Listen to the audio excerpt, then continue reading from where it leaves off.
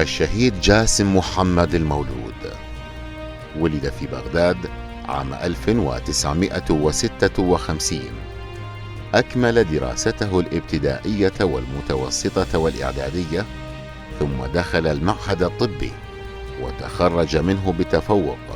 واعتقل الشهيد عام 1980 من قبل المنظمات القمعية للنظام البائد، وتعرض للتعذيب الجسدي والنفسي، وأعدم عام 83 و900 وألف، ولم يعثر على جثته إلا بعد سقوط نظام صدام البائد، حيث وجدت جثته مع جثث شهداء سجن أبو غريب.